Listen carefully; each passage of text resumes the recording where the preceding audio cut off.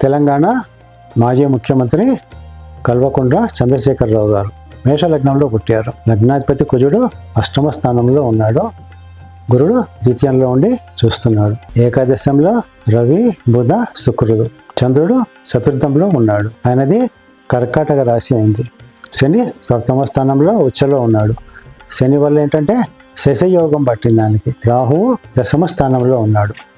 రాహువు శని ఫలితాలు ఇస్తాడు కాబట్టి ఆయన రాహు మహాదశలోనే తెలంగాణకి ముఖ్యమంత్రి కావడం జరిగింది. 2024 సెప్టెంబర్ వరకు కూడా ఆయనకి రాహు మహాదశలోనే ఉంది. అయితే నేను 2022లోనే చెప్పడం జరిగింది. 2023 డిసెంబర్ ఎలక్షన్స్లో కేసీఆర్ గారు మళ్ళీ ముఖ్యమంత్రి కావడం జరగదు అని. తర్వాత ఆరోగ్య విషయంలో కూడా ఆయన జాగ్రత్తగా ఉండాలని చెప్పాను. ఇవి జరిగాయి. తర్వాత ఇప్పుడు కేసీఆర్ గారికి గురు మహాదశ నడుస్తుంది.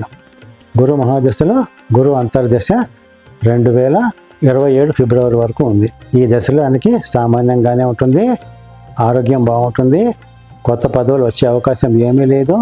ఆయన యాక్టివ్గా ఉండడం అనేది జరగని పని. అలాగే ఉంటారు.